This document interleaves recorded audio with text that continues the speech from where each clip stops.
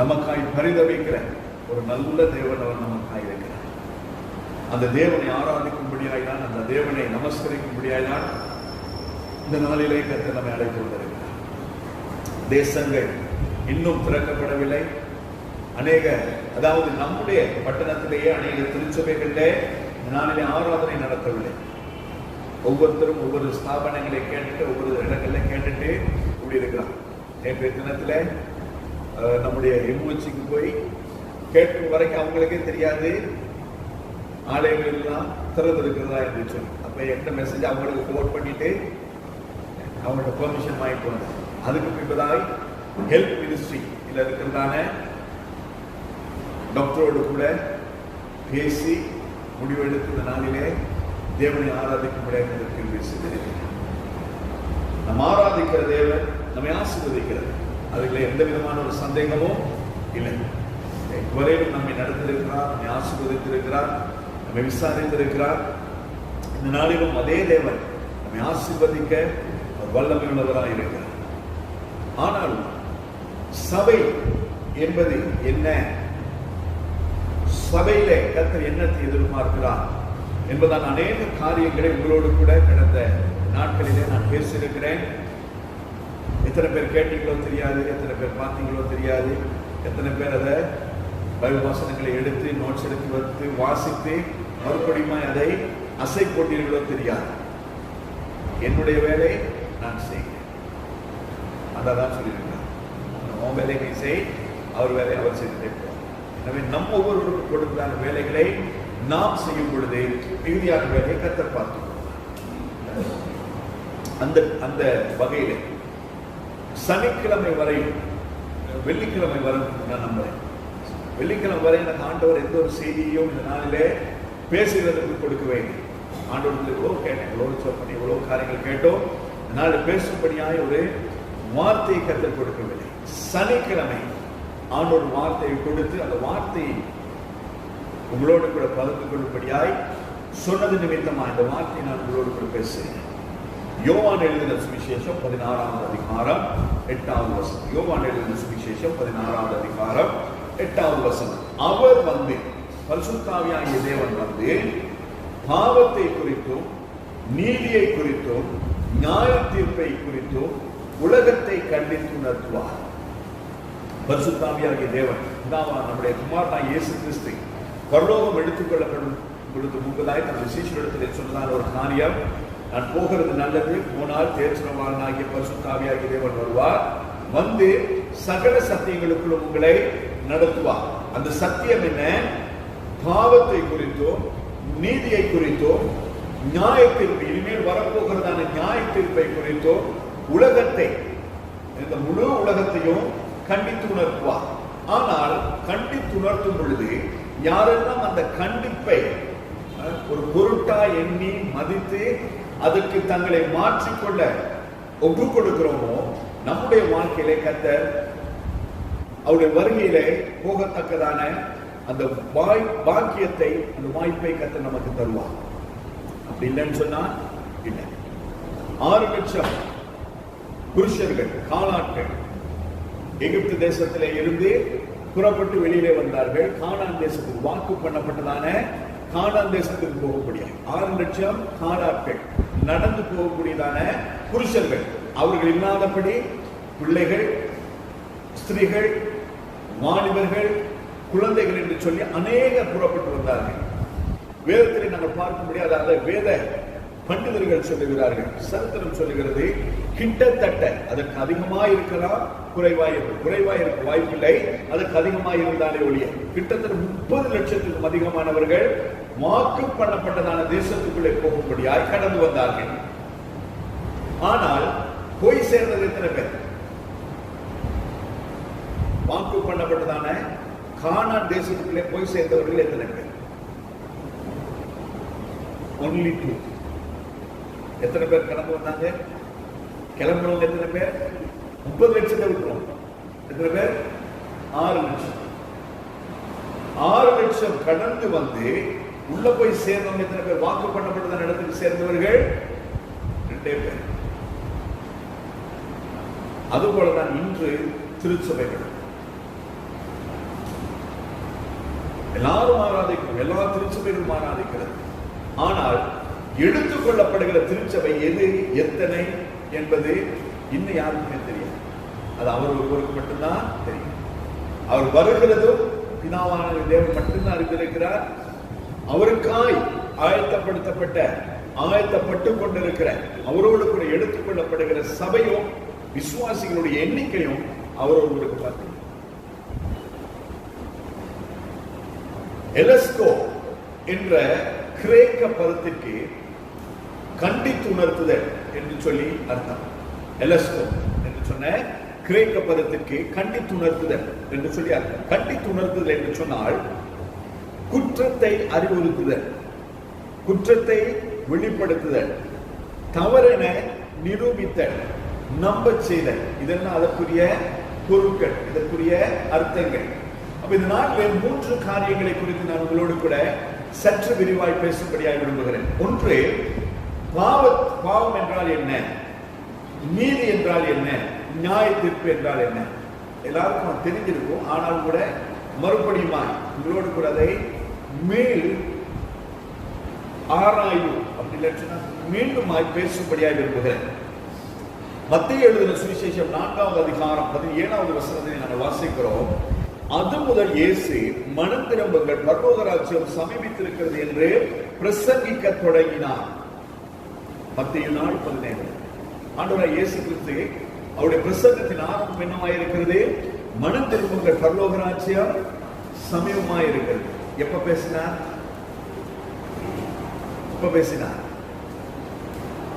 பேசுங்க. எப்ப பேசினார்?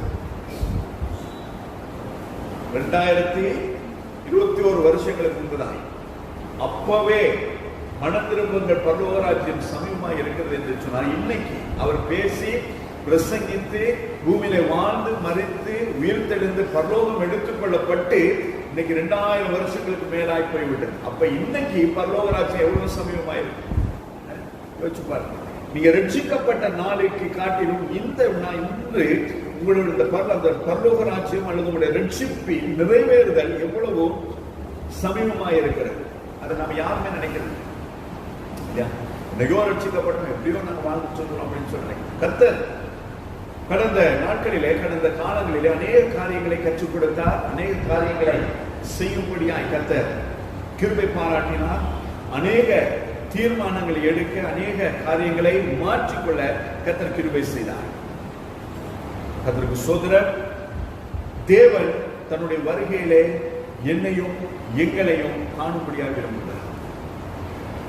இயேசு கிறிஸ்து மாத்திரமல்ல, 3வது அதிகாரம், மத்தேயு 3வது அதிகாரம் 8வது வசனத்திலே மனம் திரும்புவதற்கு ஏற்ற கனிகளை கொடுங்கள் என்று சொல்லி யோவான் ஸ்நானன் பிரசங்கம் பண்ணுகிறார்.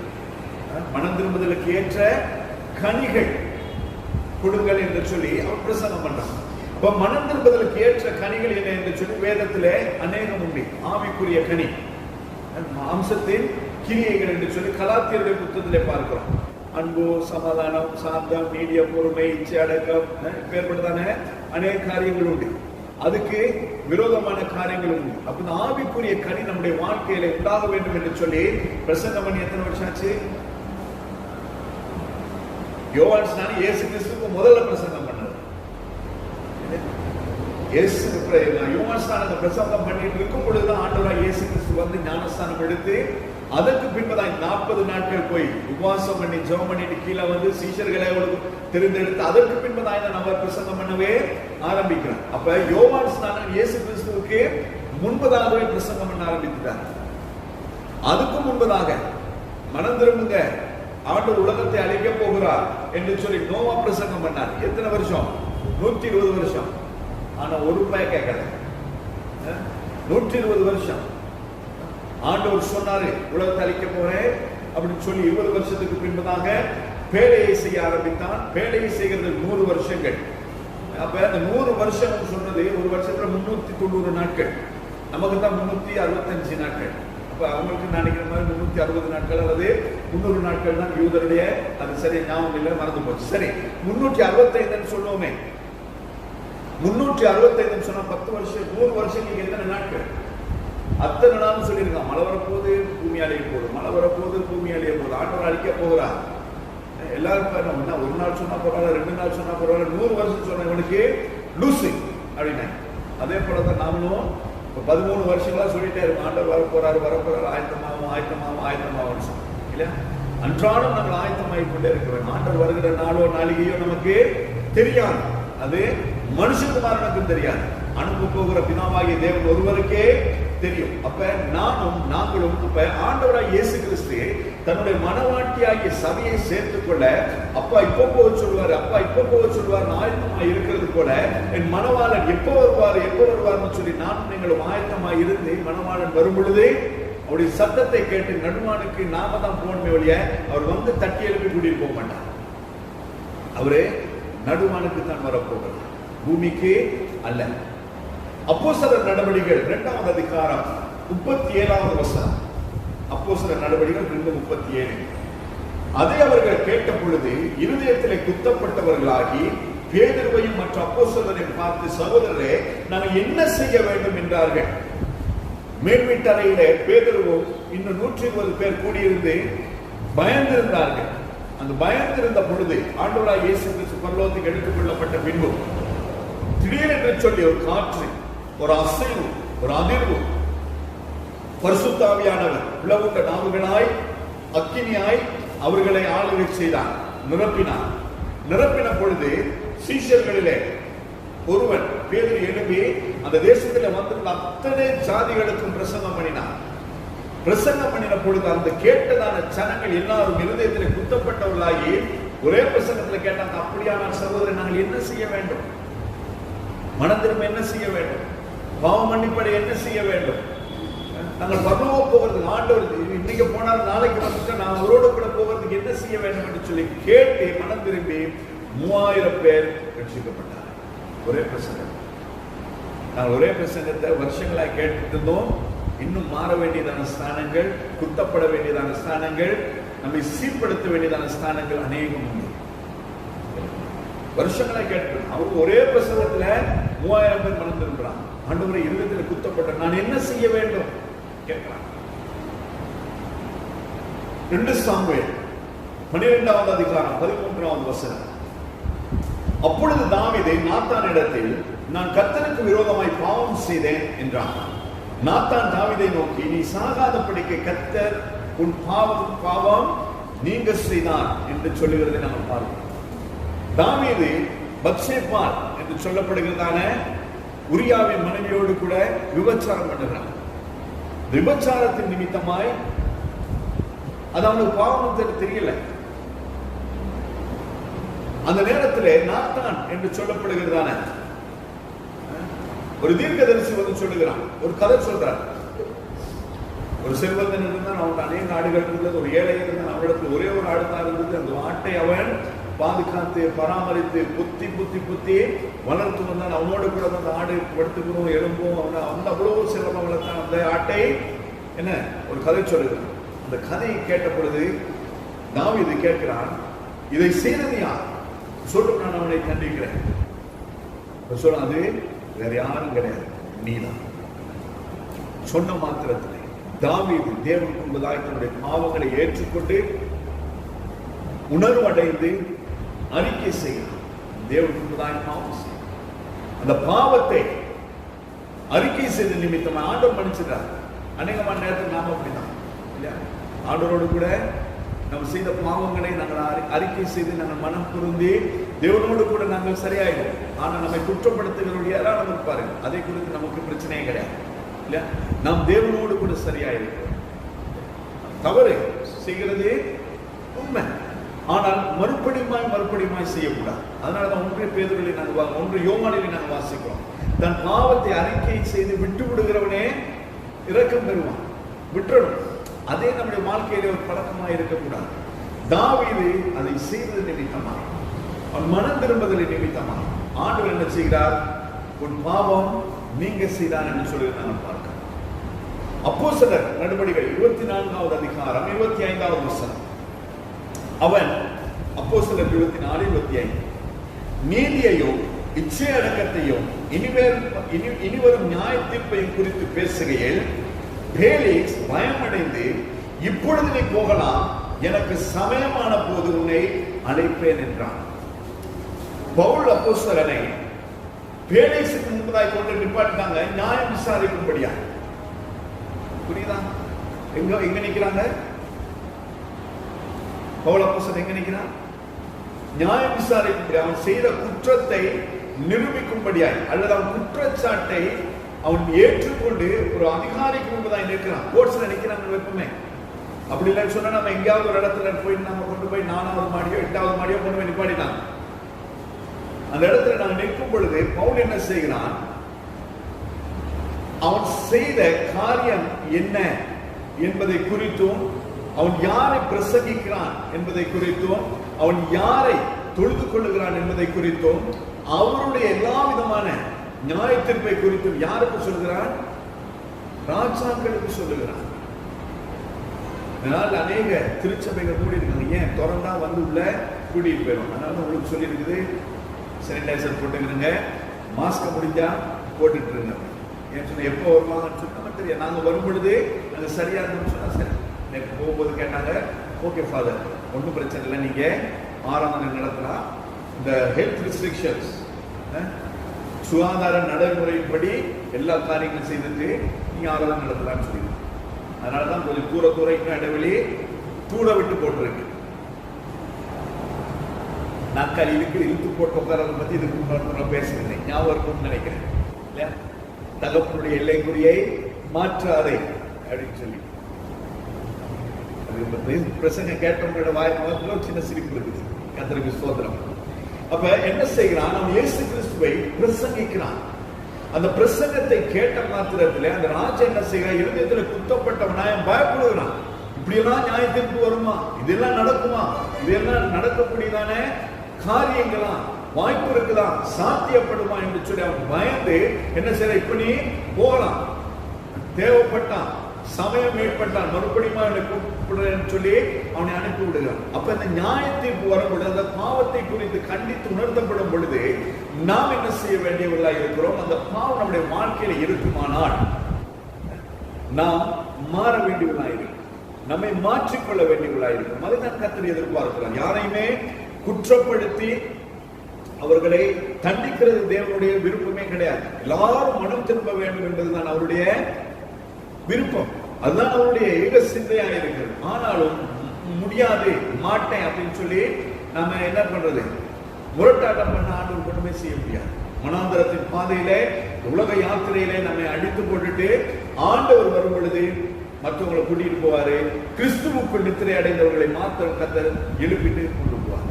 அப்ப தீர்மானிக்க வேண்டியது, கேட்கிற நீங்களும் பேசுகிற நானுமே ஒழிய வேற யாரும் சொல்லுவாங்க. செய்தி அறிவிப்பது நாங்கள், தீர்மானிப்பது நீங்க. உண்மையா பொய்யா அப்படின்னு தீர்மானிக்கிறது நீங்க. அப்ப எல்லாமே சொல்லுகிற செய்திகள் எல்லாமே உண்மையும் கிடையாது, சொல்லாத செய்திகள் எல்லாம் நடக்கலன்னு கிடையாது. எல்லா பக்கத்திலையும் நாம ஆராய்ந்து பார்க்க வேண்டியவர்களாக இருக்கிறோம். அப்படியானால் இந்த வசனங்களின் அடிப்படையில ஆவியானவர் நம்முடைய பாவங்களை குறித்து நமக்கு காண்பிக்கும் பொழுது, ஆவியானவர் நம்மோடு கூட பேசும் பொழுது, ஆவியானவர் நம்மோடு கூட இடைப்படும் பொழுது நாம் நம்மை மாற்றிக்கொள்ள இடம் கொடுக்க வேண்டியவர்களாக இருக்கிறோம். அப்பொழுது தேவ கிருபை நம்மை சார்ந்து கொள்ளுகிறது. இரண்டாவதாக ஆண்டவர் என்ன சொல்கிறார்கள்? பாவத்தை குறித்தும் நீதியை குறித்து. ஆண்டவருடைய நீதி என்ன என்று சொன்னால், இதான் அவருடைய நீதி, இதான் அவருடைய சட்டை. எவ்வளவு பெரிய கோர்ட்டா இருக்கட்டும், சுப்ரீம் கோர்ட்டா இருக்கட்டும், ஹை கோர்ட்டா இருக்கட்டும், எந்த கோர்ட்டா இருந்தாலும் பைபிளை வச்சு தான் முன்னே சத்தியம் பண்ண. நான் சொல்வதெல்லாம் உண்மை, உண்மை தவிர ஒன்றும் இல்லை. ஆண்டோட வேதத்தை தவிர உண்மையான காரியங்கள் பூமியில எதுவுமே கிடையாது. சட்டங்கள் திருத்தப்படலாம், சட்டங்கள் மாற்றப்படலாம், சட்டங்கள் உட்புகுத்தப்படலாம், இருக்கிற சட்டங்கள் எடுக்கப்படலாம். ஆனால் 2000 வருஷங்களுக்கு மேல ஒரே வேதம் தான் ஆராதிக்கிற தேவன். வருஷங்களாய், 1000 வருஷங்களாய், நித்தியமாய் நானும் நீங்களும் ஆராதிக்கிற தேவன் அவர் ஒருவர். அவருக்கு நிகராக, அவருக்கு ஈடாக, அவருக்கு பதிலாக இவர்னு சொல்றதுக்கு இந்த பூமியிலே ஒருவனும் இல்லை, இனிமேல் இருக்க போகிறதும் இல்லை. என் ஆண்டவர் மட்டும்தான். அவர் பண்றார். அந்த தேவனுடைய நீதி. அதுக்கு முன்பதாய் சில நேரங்களிலே நம்முடைய நீதியை முன்னுக்கு கொண்டு வந்தது. நாங்க அதிநீதிமான்களாய் மாறிடும். அதிநீதிமான்கள் புரியும் என்று நான் நம்புகிறேன். ரோமருக்கு எழுதின நிருபம் 10வது அதிகாரம் 3வது வசனம். ரோமருக்கு எழுதின நிருபம் 10வது அதிகாரம் 3வது வசனம். எப்படி என்றால், அவர்கள் தேவ நீதியை அறியாமல் தங்கள் சுயநீதியை நிலைநிறுத்த தேடுகிறபடியால் தேவ நீதிக்கு கீழ்ப்படியாதிருக்கிறார்கள். வசனம் புரியுதா? எப்படி என்றால், அவர்கள் தேவ நீதியை அறியாமல், தேவனுடைய நீதி என்னது, தேவனுடைய நியாயம் என்னது, தேவனுடைய சட்டம் என்னது, தேவனுடைய கட்டளை என்னது, தேவனுடைய கற்பனை என்னது, தேவனுடைய நியமம் என்னது என்பதை அறியாதபடிக்கு 2-3 நாட்களுக்கு முன்புதான் ஒரு மூத்த ஊழியக்காரர், அவர் பலவீனப்பட்டிருந்தார். அவரை பார்க்கும்படியாய் போயிருந்த பொழுது அவரோட கூட பேசிட்டு கூட சொன்னாரு, பிரதர், விசுவாசிகளுக்கு இன்னும் 10 கற்பனையே தெரியல அப்படின்னா. விசுவாசிகளுக்கு 10 கற்பனையே தெரியல. தெரியுமா? 10 கற்பனை தெரியுமா? எனக்கு தெரியும். சொல்றாங்க 10 commandments. சத்தியாக மட்டும் தெரியும். வேற ஒருத்தருக்கு யாருக்காவது இருக்கிற சர்ச் உங்களுக்கு தெரியும். தெரியுமா? தெரியாதா? அங்க முன்னுக்கு ஒரு சர்ச் இருக்குது, கத்தோலிக்க சர்ச். அதுல இருக்கிறவங்க 10 கற்பனை தெரியும். அப்ப அவங்க நல்லவன், நாம நல்லவன். ஆனா சொன்னோம், அவங்க ஆவிக்குரிய சபை கிடையாது. சில வேறுபடி பண்றாங்க, அவங்க அதை பண்றாங்க இதை பண்றாங்கன்னு சொல்றோம். ஆனா அவங்க நல்லவங்க. இவ்வளோ காரியங்களை அவங்களுக்கு சொல்லிக் கொடுக்கறது கிடையாது. சொல்லிக் கொடுத்திருந்தா ஏற்றுக்கொண்டிருப்பார். ஆனால் கர்த்தர் நம்மை அன்றாடம் போதிக்கிறார், அன்றாடம் நம்மை நடத்துகிறார். ஆனால் இன்னும் நமக்கு கொஞ்சமாகி மாறுகின்ற ஒரு எண்ணம் கூட கிடையாது, ஒரு துளி கூட கிடையாது. அதனால் நான் ஆண்டவர் சொல்லுகிறார், அவர்கள் தேவ நீதியை அறியாமல், ஆண்டவருடைய நீதி என்னது என்பதை அறியாமல் தங்கள் சுயநீதியை நிலைநிறுத்த தேடுகிறபடியா. நான் சொல்றதுதான் சரி, அவங்க சொல்றது தப்பு, அவங்க தப்பு, அவங்க தப்பு, அவங்க தப்பு, நான் மட்டும்தான் சரி, நான் மட்டும்தான் பரிசுத்தவான், மற்றவங்க எல்லாருமே பாவிகள் சொல்லி நம்ம தீர்மானம் பண்ணிடுறோம். அப்பேற்பட்டதான பவுல் அப்போஸ்தலன் என்ன சொல்லுகிறார்? பாவிகளில் சொல்லுங்க, பிரதான பாவி நான். என்னை கேட்கிறவங்க கிடையாது, ஆண்டவரை சிலுவையிலே அடைந்தவர்கள் கிடையாது. பாவிகளில் பிரதான பாவி யாரு? வேதத்திலே புதிய ஏற்பாட்டிலே முக்காவாசி புத்தகத்தை எழுதின ஒரு பரிசுத்தவான் சொல்லுகிறார். ஆனா நாம வேதத்தை ஒரு முறை கூட ஒழுங்கா வாய்ச்சி முடிக்கிற நாம என்ன சொல்லி இருக்கோம்? நான் சொல்றதான் சரி, நான் செய்யறதான் சரி அப்படின்னு சொல்லி நாம நம்முடைய சுயநீதியை நிலைநாட்ட முயற்சி செய்கிறோம். அதனாலே தேவனுடைய நீதியை என்னது என்று சொல்லி நமக்கு தெரியாதபடி போகும். ஆனால் பரிசுத்த ஆவியாகிய தேவன் நம்மை ஒவ்வொரு வாரத்திலும் இந்த திருச்சபையிலே நம்மை போதித்து நடத்துகிறவராய் இருக்கிறார். மாசத்துக்கு ஒரு நாள் தான் வாக்குத்தத்தம் ஆராதனை, அதுவும் நிபந்தனையோடு கூட தான். ஆனால் வேதத்திலே சொல்லப்பட்ட அத்தனை வாக்குத்தத்தங்களும் அத்தனை ஆசீர்வாதங்களும் ஆண்டவராகிய பிள்ளைகளாகிய உங்களுக்கும் எனக்கு நான் வேற யாருக்குமே கிடையாது. வேதத்தை நாங்கள் வாசிக்கிறோம். ஒரு பிள்ளை தன்னுடைய தகப்பனிடத்துல அப்பத்தை கேட்டால், மீனை கேட்டால் மாமை கொடுப்பானா? கொள்ளாதவர்களாகிய நீங்களே உங்கள் பிள்ளைகளுக்கு இப்படியாய் பார்த்து செய்யும் பொழுது நான் செய்ய மாட்டேனா என்று சொல்லி பரமபி தான் கேட்கிறார். அந்த நீதியை நாங்க என்ன செய்கிறோம்? நம்முடைய நீதிக்கு முன்பதாக இதெல்லாம் கிடையாது. ஒருத்தர் உன்னை துன்பப்படுத்துகிறவர்களுக்காய், உன்னை நிந்திக்கிறவர்களுக்காய் ஜெபம் பண்ணு அப்படின்னு சொன்னா அது அப்படி கிடையாது. இப்படிதான் செஞ்சா செய்யணும், அடிச்சா அடிப்பேன். நம்முடைய நீதியை நாங்கள் தேவ நீதிக்கு மேலாக நாங்கள் கொண்டு வரோம். 6வது அதிகாரம், மத்தேயு சுவிசேஷம் 6வது அதிகாரம் 33வது வசனம் சொல்லுகிறது, முதலாவது தேவனுடைய ராஜ்யத்தையும் அவருடைய நீதியை தேடுங்கள், அப்பொழுது இவைகள் எல்லாம் உங்களுக்கு கூட கொடுக்கப்படும். அவருடைய நீதியை, அவருடைய ராஜ்யத்தை, அவருடைய நீதி என்று சொன்னால் இந்த பரிசுத்த வேதாகமம், அவருடைய ராஜ்யம் என்று சொன்னால் பரலோகம். நாங்கள் வாழ்கிறது உலகம் கிடையாது. இது ஒரு யாத்திரை, இது ஒரு டிராவல். கொச்சி கடையில் ஏறி வத்தலையில வந்து இறங்குறது போல, வத்தலையில் ஏறி சீதுவையில போய் இறங்குறது போல இது ஒரு பயணம், ஒரு உலக யாத்திரை. இது யார் எப்படி ஏறுவாங்க, யார் எங்க இறங்கணும்னு நமக்கு யாருக்குமே தெரியாது. பின்கதவாளி ஏறி பின்னுக்கு இறங்கணும் உண்டு, முன்னுக்கு ஏறி பின்கதவோட இறங்கணும் உண்டு. இல்ல நான் பஸ்ல ஏறினேன், டிக்கெட் எடுத்துனேன்னு சொல்லி அப்படியே பஸ்லயே செட்டில் ஆகிருக்கீங்களே யாராவது சொல்லுங்க. ஏன்னா டிக்கெட் எடுத்துட்டேன், இன்னைக்கு ஃபுல் டே பஸ்ல தான் இருக்க போறேன், இருப்பீங்களா? இருக்க விட்டுருவாங்களா? இல்ல நான் டிக்கெட் எடுத்துனேன், கொண்டு வைக்க போயாச்சு, அப்ப அங்க கொண்டு வைக்க இறங்கணும். அப்படி இல்ல நான் டிக்கெட் எடுத்துட்டேன், வர்றதுக்கு மட்டும்தான் டிக்கெட், போறதுக்கு மறுபடியும். முதலாவது தேவனுடைய ராஜ்யம், நீதி, ராஜ்யத்தையும் அவருடைய நீதியும் நாங்கள் தேடும் பொழுது, பரலோகத்தை நாங்கள் உற்று நோக்கும் பொழுது, பார்க்கும் பொழுது, அவருடைய வார்த்தையின்படி நானும் நீங்கள் வாழ முயற்சி செய்யும் பொழுது, ஆண்டவருடைய வார்த்தை சொல்லுகிறது நமக்கு தேவையான எல்லாவற்றையும் அதிகமாய் நாங்கள் நினைக்கிறதுக்கும் வேண்டிக் கொள்வதற்கும் அதிகமாய் கர்த்தர் தருவேன், செய்வேன் என்று கர்த்தர் சொல்றார். அவருடைய நீதியை தேவை, அவருடைய ராஜ்யத்தை தேவை, அப்பொழுது நமக்கு தேவையான எல்லாவற்றையும் கர்த்தர் கொடுக்கிறவராயிருக்கிறார். ஏசாயா தீர்க்கதரிசி புத்தகம் 64வது அதிகாரம் 6வது வசனம். ஏசாயா 64:6. நாங்கள் அனைவரும் தீட்டானவர்கள் போல இருக்கிறோம், எங்களுடைய நீதிகள் எல்லாம் அழுக்கான கந்தை போல் இருக்கிறது, நாங்கள் அனைவரும் இலைகளை போல் உதிர்கிறோம், எங்கள் அக்கிரமங்கள் காற்றை போல் எங்களை அடித்து கொண்டு போகிறது. நாம் செய்கிற அக்கிரமங்கள் என்ன செய்கிறதா? காற்றை போல அடித்து கொண்டு போகிறது. நேற்று முன்தினத்திலே நடந்ததான இரவு எத்தனை பேர் கரண்ட் எல்லாம் போச்சு? எத்தனை பேர்? 2,25,000 பிரேக் டவுன்ஸ் ஒரு ராத்திரியில் ஏற்பட்டதான, கொஞ்ச நேரம் ஏற்பட்டதான காற்று. 4 லட்சத்துக்கும் அதிகமான வீடுகளிலே கரண்ட் கிடையாது, சாதாரண காற்று. எத்தனையோ கூரைகள் இல்லை, எத்தனையோ வீட்டுல நீங்க அலிஸ்டான்ல போகும்போது பார்த்துருப்பீங்க, ஜேகே கிராக்ஸ் அப்படின்னு சொல்ற அந்த மிக்சர் கடை இருக்கு, அவங்க வீடாக தான் இருக்கு. அவங்க வீட்டுல போட்டிருக்கிற அந்த ரோலர் ஷட்டர் வந்து அப்படியே கலந்து வெளியில வந்துருக்கு, அந்த அளவுக்கு காலம். அது நாங்க பார்க்கிற ஒரு இடம், 2 இடம், இன்னும் எத்தனை இடம்.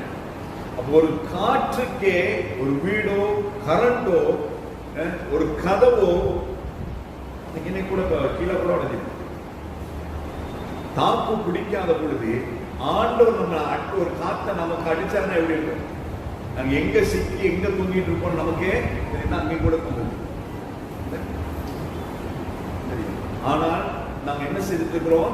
ஆண்டவருக்கு நான் தான் சரி, ஆண்டவரே தப்புன்ற மாதிரி பேசிட்டு இருக்கோம். தேவ ஆவியானவர் அவருடைய நீதியை குறித்து நம்ம கற்றுக் கொடுக்கும் பொழுது அந்த நீதியை நாங்கள் நம்முடைய வாழ்க்கையிலே கடைபிடிக்க வேண்டியவர்களாய், நிலைநிறுத்த வேண்டியவர்களாய் இருக்கு. அதுக்கு நிகரான நீதி எதுவுமே கிடையாது. அந்த நீதிக்கு திருத்தி எழுதக்கூடிய சட்டமே கிடையாது. ஒன்ஸ் அண்ட் ஃபாரெவர் எழுதி கொடுத்தாரு. 10 கற்பனை இன்னைக்கு வரை மாறல. 10 கற்பனை எப்ப கொடுத்தது? சீனாய் மலையிலே மோசேக்கு கொடுத்தது. இன்னும் மாறல, அது அப்படியேதான். ஆனா எழுதி கொடுத்த, எழுதி வாங்கிட்டு வந்த மோசே ஜனங்களுடைய பார்த்து கோவப்பட்டு கள்ள தூக்கி அடிச்சிட்டாரு இல்லையா? ஆனா அதே கற்பனையை மறுபடியும் ஆண்டவர் அதே ஒண்ணுமே எழுதி கொடுத்து மாற்றம் கிடையாது. எழுதப்பட்டதான பலகைகள் மாறினது, ஆனால் கற்பனைகள் மாறவில்லை. அதுபோலதான் அவருடைய நீதி இன்றைக்கும் மாறாது. அந்த நீதியை நானும் நீங்களும் தரித்துக் கொள்ள வேண்டியவர்களாய், கடைபிடிக்க வேண்டியவர்களாய். ஆவியானவர் பேசும் பொழுது, ஆவியானவர் கற்றுக் கொடுக்குது. எனக்கு நிறைய காரியம் ஆண்டவர் கற்றுக் கொடுத்துட்டே இருக்கிறார். அப்பெல்லாம் என்னுடைய வாழ்க்கை நான் அதான் பவுல் சொன்னது போல, நான் பரிசுத்தவான் கிடையாது, நல்லவன் கிடையாது, ரொம்ப கிடையாது. ஆனா கர்த்தருடைய கிருபை, இன்னும் தப்பு செய்யும் பொழுது, தவறு செய்யும் பொழுது கர்த்தரனை ஒரு தகப்பனாய் கண்டித்து சிருஷ்டித்து தவறுகளை சுட்டி காட்டியனை சரிப்படுத்திக் கொண்டே வருகிறார். பரிசுத்தவான் கிடையாது, தூதனும் கிடையாது. ஆனால் கர்த்தர் என்னை மாற்றுகிறார். அதை மாற்றுவதற்கு இடம் கொடுக்கப்படும். மூன்றாவதான் நியாயத்தில், முதலாவது பாவம், இரண்டாவது நீதி, மூன்றாவது நியாயத்தில். இந்த நியாய தீர்ப்புகள் மூன்று வகைப்படும். மூன்று விதமான நியாய தீர்ப்புகள் உண்டு, நிறைய உண்டு. அதில் முக்கியமானது மூன்று. முதலாவது வெள்ளாட்டுக்கும் செம்மறியாடுகளுக்கும் உள்ள நியாய தீர்ப்பு. மத்திய எழுதின சுவிசேஷம் 25வது அதிகாரம், மத்திய எழுதின சுவிசேஷம் 25வது அதிகாரம் 31 தொடங்கி 36 வரையும் வாசித்து பார்க்கும் பொழுது 32வது வசனத்தின் நடுப்பகுதியை நாங்கள் வாசிக்கிறோம். மேய்ப்பனானவன் செம்மறியாடுகளையும் வெள்ளாடுகளையும் வெவ்வேறாக பிரித்தது போல அவர்களை பிரித்து, செம்மறியாடுகளையும் வெள்ளாடுகளையும் மேய்ப்பன் வேறு வேறாய் பிரிக்கிறது போல ஆண்டவர் என்ன செய்வாரா? கடைசியிலே நியாய தீர்ப்பின் பொழுது பிரிப்பார். மத்தேயு 25வது அதிகாரம் 31 தொடங்கி 36 வரை. சரி, அப்ப செம்மறியாடுகளை வெள்ளாடுகளை வேறு வேறாய் பிரித்து, செம்மறியாடுகளை தமது வலது பக்கத்திலும் வெள்ளாடுகளை தமது இடது பக்கத்திலும் நிறுத்துவார். என்ன பாருங்க, செம்மறியாடுகளை எங்க நிறுத்துவார்? வலது பக்கத்திலே, வெள்ளாடுகளை இடது பக்கத்தில். அப்ப இந்த ரெண்டு ஆட்டையும் ரெண்டு பக்கம் நிறுத்திட்டு 34வது வசனம், அப்பொழுது ராஜா தமது வலது பக்கத்தில் நிற்பவர்களை பார்த்து, வாருங்கள் பிதாவினால் ஆசீர்வதிக்கப்பட்டவர்களே, உலகம் உண்டானது முதல் உங்களுக்கு ஆயத்தம் பண்ணப்பட்டிருக்கிற ராஜ்யத்தை சுதந்திரித்துக் கொள்ளுங்கள் அப்படின்னு சொல்லிட்டு ஆண்டவர் என்ன செய்வாராம்? பிதாவுடைய ராஜ்யத்துக்கு நேராய் அனுப்பிடுவார். 41வது வசனம், அப்பொழுது இடது பக்கத்தில் நிற்பவர்களை பார்த்து அவர், சபிக்கப்பட்டவர்களே, என்னை விட்டு பிசாசுக்காகவும் நாம் தூதர்களுக்காகவும் ஆயத்தம் பண்ணப்படுகிற நித்திய அக்கினியிலே போங்கள் என்று சொல்லி அனுப்பிடுவார். புரியுதா? வலது பக்கம் நிற்கிற யாரு? யாரு? செம்மறியாடு. இடது பக்கத்தில் நிற்கிறது யாரு? வெள்ளாடு. நடுவில் நிற்கிறது யாரு?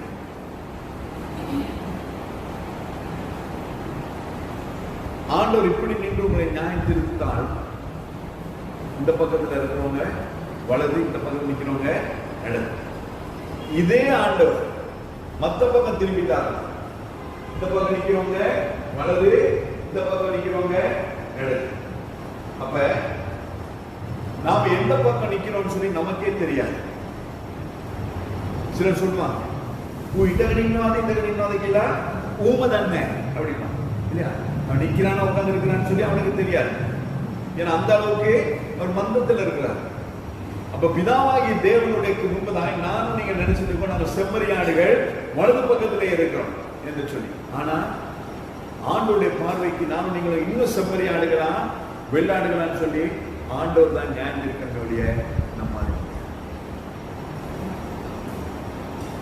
எனவே பிதாவாகிய தேவனுக்கு முன்பதாக நானும் நீங்களும் சரியான விதத்தில் இருந்து நியாயம் தீர்க்கப்பட நம்மை ஒப்புக் கொடுக்க வேண்டும். முதலாவது நியாயத்திற்கும் செம்மறியாடுகளுக்கும் வெள்ளாடுகளுக்கும். அதே நேரத்தில் வேதத்தில் நாங்கள் சொல்லுகிறது, ஆட்டுத்தோலை போற்றினதான ஓநாய்கள். அது யாரு? அது யாரு? வலது பக்கம் இருக்கிறவங்களுக்கும் இடது பக்கம் இருக்கிறவங்களும் போதிக்கிற நான் உட்பட எல்லா ஊழியக்காரனையும் சொல்லப்படுகிறது. அவன் சரியான மேய்ப்பனாய் இருந்து போதிக்கவில்லை என்று சொன்னான். தேவனுடைய நீதியை, தேவனுடைய ராஜ்யத்தை, தேவனுடைய வருகையை, தேவனுடைய வசனத்தை வசனமாய் போதிக்கவில்லை என்று சொன்னால் அவன் யாராய் இருக்கிறான்? மேய்ப்பனாய் இல்லை, அவன் ஓநாய். எந்த ஆட்டை எப்ப பிடிச்சு கடிக்கலாம் அப்படின்னு பார்க்கலாம். எனவே நாம் யார் என்பதை நாங்கள் நிதானித்துக் கொள்ள வேண்டும். தேவனுடைய நியாயத்திற்குள்ளே இருக்கிறது.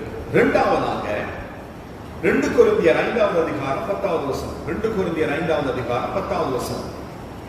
விசுவாசிகளின் கிரியைகள், விசுவாசிகளுடைய கிரியைகளுக்கு அன்று ஆண்டவர் தீர்க்கிறதான நியாயம் தீர்ப்பு. 2 கொரிந்தியர் 5வது அதிகாரம் 10வது வசனம். ஏனென்றால் சரீரத்தில் அவனவன்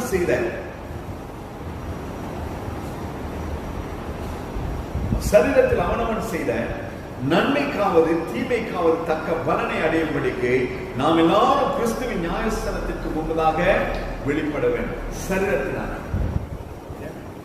நம்முடைய சரீரத்தினாலே செய்கிற சரி கேட்டதற்கு தக்கதாய் நாங்கள் நியாயஸ்தானத்துக்கு முன்பதாய் நிற்க வேண்டும். எப்பொழுதுமே இந்த சரீரம் கர்த்தருக்கு முன்பதாக ஜீவ பலியாய் ஒப்பு கொடுக்கப்பட்டு நம்முடைய சரீரம் தகனங்களாய் கர்த்தருடைய பீடத்திலே வைக்கப்பட்டு நாங்கள் உலகத்துக்கு மறித்தவர்களாய் கிறிஸ்துவுக்குள் பிழைத்திருக்கிறவர்களாய் இருப்போம் என்று சொன்னால் தேவனுடைய நியாயஸ்தானத்திலே நாம் நிற்க வேண்டிய நிர்வாக்கியம் நமக்கு ஏற்படாது. யார் நியாயஸ்தானத்துக்கு முன்பதாய் நிற்கணும்? ஆண்டுடைய வருகையிலே கைவிடப்படுகிறவர்கள். ஆண்டுடைய வருகையில எடுத்துக்கொள்ளப்பட்ட நமக்கு நியாயஸ்தானம் கிடையாது. ஏன் சொன்ன தகுதியா இருக்கிறதுனால கர்த்தர் நம்மை உருமாற்றி கொண்டு போய் விடுகிறார். அப்ப நம்முடைய கிரியைகளுக்கு தக்கதான நியாயத்தில் மூன்றாவதாக வெள்ளை சிங்காசன, பெரிய வெள்ளை சிங்காசன நியாயத்தில் வெளிப்படுத்தின விசேஷம் 20வது அதிகாரம் 11 தொடங்கி 15 வரை நாம் வாசித்து பார்ப்போமானால் அதில் சொல்லப்படுகிறது பெரிய வெள்ளை சிங்காசன நியாயத்தீர்ப்பை குறித்து. வெளிப்படுத்தின விசேஷம் 20வது அதிகாரம் 11 தொடங்கி 15 வரையிலும் அதிலே 12வது வசனத்தை நான் வாசிக்கிறேன். மருத்துவராகிய சிறியோரையும் பெரியோரையும் தேவனுக்கு முன்பாக நிற்க கண்டேன். அப்பொழுது புத்தகங்கள் திறக்கப்பட்டன. ஜீவ புத்தகம் என்னும் வேறொரு புத்தகம் திறக்கப்பட்டது. அப்பொழுது அந்த புத்தகங்களில் எழுதப்பட்டவைகளின்படியே மரித்தோர் தங்கள் தங்கள் கிரியைகளுக்கு தக்க நியாயத்தீர்ப்பு அடைந்தார்கள். வெளிப்படுத்தின விசேஷம் 20வது அதிகாரம் 11 தொடங்கி 15வது வசனம் வரை. கடல்ல போயிட்டு இருக்கிறவங்க மரிச்சு போனாங்கன்னா, கப்பல்ல போயிட்டு இருக்கிறவங்க மரிச்சு போனாங்கன்னா என்ன செய்வாங்க? தூக்கி கடல்ல போட்டுருவாங்க. இப்படி நடந்தது. கடல்ல மரிச்சு, சுனாமியில மரிச்சவங்க இருக்கிறான். ஏர்பிளேன் கிராஷ், விமான விபத்துக்குள்ளாகி மரித்தவர்கள் இருக்கிறாங்க. ஆக்சிடென்ட்ல மரிச்சவங்க இருக்கிறாங்க. அப்ப இதையெல்லாம் என்ன செய்கிறது? மரித்தவர்களை பூமி எங்கெங்க யார் யார் எப்பொழுது மரித்தார்களோ அத்தனை பேரை ஆண்டவருக்கு முன்பதாக அது ஒப்பு கொடுக்கும். அது ஒப்பு கொடுக்கும். அதற்கு ஏற்ற பிரகாரமாய் நியாயத்தீர்ப்பு அடைவார்கள் என்று சொல்லி வேதம் தெளிவாய் சொல்லுங்க. புரியுதா? இன்னும் அநேக வசனங்களை அப்படியே சொல்லிட்டே போயிட்டு இருக்காங்க. இந்த வசனங்கள் உங்களை கர்த்தருடைய தியானத்தின் வசனத்திற்கு நேராய் உங்களை நேர்த்தியாய் நடத்தியிருக்கும் என்று நான் நம்புகிறேன். சில காரியங்களை மாத்திரம் நான் சொல்லி செபிக்கும்படியாக விரும்புகிறேன். ரோமருக்கு எழுதின நிருபம் 5வது அதிகாரம் 2வது அதிகாரம். ரோமருக்கு எழுதின நிருபம் 2வது அதிகாரம் 5வது வசனம். உன் மனக்கடினத்திற்கும் குணப்படாத இருதயத்திற்கும் ஏற்றபடி தேவனுடைய நீதியுள்ள நியாயத்திற்கு வெளிப்படும் கோபாக்கினை நாளிலே உனக்காக கோபாக்கினை குவித்துக் கொள்ளுகிறாயே. தேவன் அவனவனுடைய கிரியைகளுக்கு தக்கதாய் அவனவனுக்கு பலன் அளிக்கிறார் என்பதாய் வேதம் சொல்லுகிறது. ஆண்டவருடைய கோபாக்கினையின் நாளுக்கென்று, ஆண்டவருடைய நியாயத்திற்கின் நாளுக்கென்று நாம் என்ன செய்கிறோமா? நாம கோபாக்கினை நம் மீது குவித்துக் கொள்வோம். பழமொழி சொல்வாங்க, யானை தன் தலையிலேயே என்ன செய்யுமா? மண்ணவாரி போட்டு. அதே போலதான் நாம தலையில கோபாக்கினையை சுமத்தி கொள்ளுவோம். அவங்க பிறகு சொல்லுவோம், அவங்கனால இவங்கனால அதனால இதனால அப்படின்னு சொல்லி மற்றவங்களை குற்றப்படுத்துவாங்க. கிடையாது. உன் புத்தி எங்க போச்சு? நானே தேவனுடைய கோபாக்கினை நாளுக்கென்று கோபாக்கினையை என் தலையின் மீது நானே சுமத்தேன். அது சுமத்தப்படாததுக்காக ஆண்டவர் வேதத்தை தெளிவாய் நமக்கு எழுதி கொடுத்திருக்கிறார். அதை வாசித்து அதன்படி நடக்கப்பட்டேன். அதனால ஆண்டவருடைய ஆவியானவர் நாளிலே நம்மோடு கூட பேசிக் கொண்டிருக்கிறார். ரோமர் 4:12. ஆதலால் நம்மில் ஒவ்வொருவனும் தன்னை குறித்து தேவனுக்கு கணக்கு இருப்பான். இது என் மனைவி, இது என் புள்ள,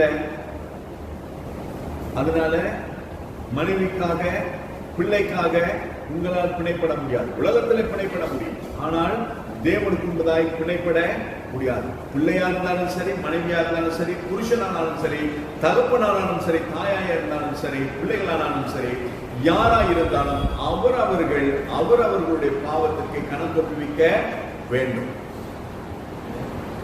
அப்பா சொன்னாரு, அம்மா சொன்னாங்க, என் பிள்ளை சொன்னனாலதான், ஏன்னா அவன் தயவுல தான் இருக்கணும், அதனாலதான் வாய்ப்பே கிடையாது. என்னுடைய பாவங்களுக்கு, என்னுடைய குற்றங்களுக்கு, என்னுடைய அக்கிரமங்களுக்கு, என்னுடைய மீறுதல்களுக்கு நான் தான் கணக்கு வைக்க வேண்டுமே ஒழிய உங்களுக்காய் நானோ எனக்காய் நீங்களோ கணக்கு வைக்க முடியாது. பாஸ்டர் சொல்லி தரல, அதனால நமக்கு தெரியாது. ஆண்டவர் ஏற்கனவே எல்லாருடைய கரங்களிலும் வேதத்தை எடுத்து கொடுத்துட்டார்.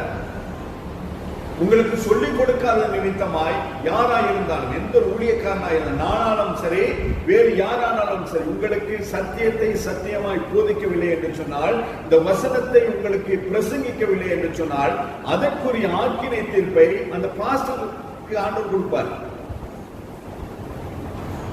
வாசிங்க, வேதத்தை வாசிங்க. வேதத்துல தெரியாத ஒரு வசனம் இருந்துச்சுன்னு சொன்னா, புரியாத வசனம் இருந்துச்சுன்னு சொன்னா கேளுங்க. எனக்கு தெரியாத அநேக காரியங்கள் நான் நிறைய பேர்கிட்ட கேட்கிறேன். சில வசனங்கள் இங்கிலீஷ்ல எனக்கு தெரியலன்னு சொன்னா ஜிஷுவை கூப்பிட்டு கேட்பேன். வைக்க கிடையாது, தெரியாது கேட்கிறேன். அவன்கிட்ட எப்படி கேட்கறது? என்ன விட தெரியும். ஜோஷுவாட்ட கேட்கிறேன். ஜோஷுவா சில நேரம் பைபிள் வாசிச்சுட்டு ஒரு வசனம் எழுதி கொடுப்பாரு, பேப்பர் எழுதி கொடுப்பாரு. இது ப்ரொமிஸ்குவேட் மாதிரி இருக்குது பாருங்க, இது வார மாசத்துக்கு எடுங்க அப்படின்னு சொல்லி அந்த அவர் எழுதி கொடுத்த துண்டெல்லாம் என் நேசங்கள தான் இருக்கு. எப்பயாவது ஒரு நாளை கர்த்தருடைய ஆவியானவர் உணர்த்தினான்னு சொன்னா அந்த ஒரு பேப்பர் எடுத்து வாசின்னு சொல்லி எடுத்து வாசிட்டு அந்த வார்த்தையை கர்த்தர் அந்த மாதத்துக்கு வாக்குத்தத்தமாய் கொடுப்பாரானால் கொடுக்கிறது தப்பு கிடையாது. மாம்சமான யாவர் மீது நாவை ஊற்றுவேன் என்று கர்த்தர் வாக்கு பண்ணியிருக்கிறார். வாலிபர்கள் தீர்க்க தரிசனம் சொப்பனங்களை காண்பார்கள். பிள்ளைகள் ஆண்டோடைய தீர்க்க தரிசனம் சொல்லுவாங்க, வார்த்தையை சொல்லுவாங்க. யாருக்கு தெரியும்?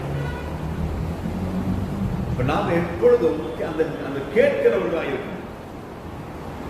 என்னை நான் பாதுகாத்துக் கொள்ள வேண்டும். அவங்கள பார்த்துதான் அப்படின்னு சொல்லி அந்த அந்தரை காத்து சொல்ற மாதிரி சொல்லப்படாது. நான் என்னுடைய ஆத்மாவுக்கு நான் தான் உத்தரவாதி. பிள்ளைகளே, பெற்றோருக்கு கர்த்தருக்குள் கீழ்ப்படிங்கிறதா இருக்குது. எல்லாருக்கும் கீழ்ப்படிய வேண்டும் சொல்ல. இன்னைக்கு நீ சர்ச்சுக்கு போக வேணாம் அப்படின்னு உங்க அம்மா சொன்னாங்கன்னா கீழ்ப்படிய வேண்டிய அவசியம் கிடையாது. ஏன்னு சொன்னா ஆலயத்துக்கு போகணுன்றது தேவனுடைய கட்டளை, அவருடைய நியமம். அம்மா சொன்னாங்கன்னு சொல்லி நீ வேலைக்கு போக இருக்கிறியா? இன்னைக்கு நீ வேலைக்கு போக தேவை, உங்களுக்கு பைத்தியமா, உங்களுக்கு லூசா அப்படின்னு கூட கேட்பேன். ஆலயத்துக்கு போனா ஓகே முடியாது. யோவான் 5:22 அன்றியும் பிதாவை கனம் பண்ணுகிறது போல எல்லாரும் குமாரனையும் கனம் பண்ணும்படிக்கு பிதாவானவர் தாமே ஒருவருக்கும் நியாயத்தீர்ப்பு செய்யாமல் நியாயத்தீர்ப்பு செய்யும் அதிகாரம் முழுவதையும் குமாரனுக்கு ஒப்பு கொடுத்திருக்கிறார். இந்த வசனம் என்ன வெகுவாய் கொண்டது பாருங்க. உலகத்தை உண்டாக்கினவர் யாரு? பிதாவாகிய தேவன். குமாரனை பூமிக்கு அனுப்பினது யாரு? பிதாவாகிய தேவன். உலகத்தை எல்லாவற்றையும் ஆண்டு நடத்துகிறது யாரு? பிதாவாகிய தேவன். ஆன பொழுதிலும் பிதாவாகிய தேவன் யாரையும் நியாயம் தீர்க்கவில்லை. வசனத்தை பார்க்க அந்த நியாயத்தின் அதிகாரத்தை யாருக்கு கொடுத்திருக்கிறாரு? குமாரனுக்கு கொடுத்திருக்கிறார். அப்ப பிதாவாகிய தேவனே நியாயத்திற்கும் அதிகாரத்தை குமாரனுக்கு கொடுத்து அவர் ஒதுங்கி இருக்கிறார். ஆனா நாம் என்ன பண்ணிட்டு இருக்கோம்? எல்லாரையும் நியாயந்திருக்கிறோம். ஏட்டு விசை ஜனாதிபதி நியாயந்திருக்கிறோம், பிரதமரை நியாயந்திருக்கிறோம், யாரு நிதியமைச்சர் நியாயந்திருக்கிறோம், சுகாதார அமைச்சர் நியாயந்திருக்கிறோம், பக்கத்து கடை வீட்டுக்காரர் நியாயந்திருக்கிறோம், முன் வீட்டு நியாயத்திருக்கிறோம், நம்ம வீட்டுக்குள்ளே நியாயந்திருக்கிறோம், எல்லாரையும் நியாயந்திருக்கிறோம். நியாயம் தீர்ப்பது தேவனுடைய. நான் எப்பவுமே சொல்றேன், ஜட்ஜ்மெண்ட் தேவனுடைய. ஆனா ஜட்ஜ் பண்ணணும். இவங்க அப்படி தூரமா இருக்கிறது நல்லது, இவங்க அப்படி அவங்களோட கூட இப்படி இருக்கிறது நல்லது. ஜட்ஜ் பண்ணலாம், ஒருத்தரை பார்த்து நிதானிக்கலாம். ஆனா அவங்க அப்படிதான் அப்படின்னு சொல்லி நியாயம் தீர்ப்பு தேவனுடைய பிதாவாகிய தேவனே குமாரனுக்கு கொடுத்தாருன்னா நானும் நீங்களே பார்க்க யோசிக்க வேண்டும். முடிவாங்க 2 தீமோத்தேயு 4வது அதிகாரம் முதல் 2 வசனம். 2 தீமோத்தேயு 4வது அதிகாரம் முதல் 2 வசனம்.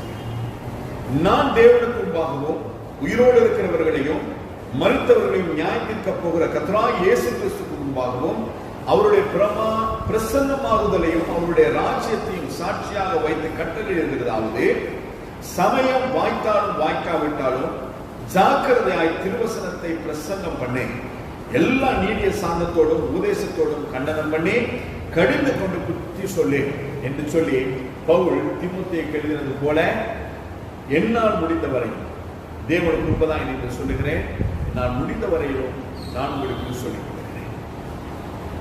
நீங்க யோசிச்சு கேட்கலாம், நீங்க யோக்கியமானவரோ, அவர் அப்படியோ இப்படியோ இல்லை.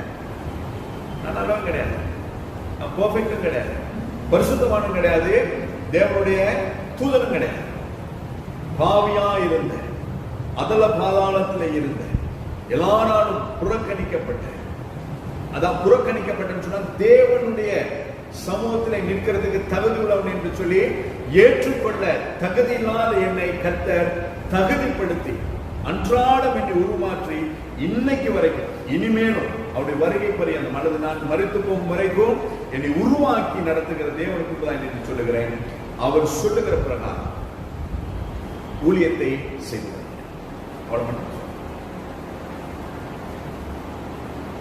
வேதம் என்ன சொல்லுகிறதோ அதை உங்களுக்கு சொல்லுங்கள்.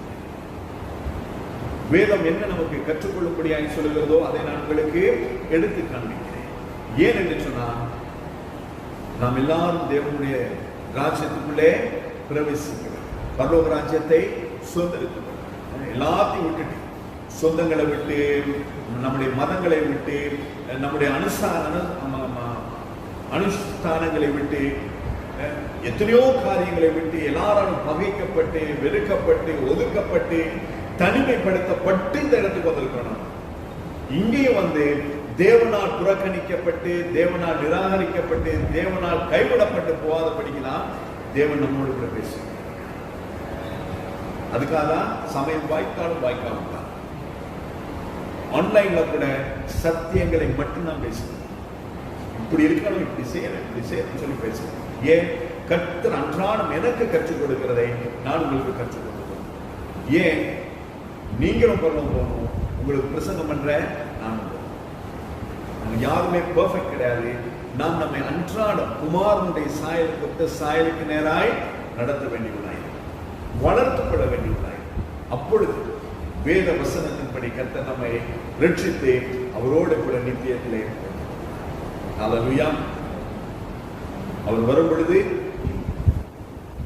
பாவத்தை குறித்தும் நீதியை குறித்தும் நியாயத்தீர்ப்பை குறித்தும் உலகத்தை கண்டித்து நாளிலே தேவாவியான நமக்கோடு கூட பேசியிருக்கிறார்.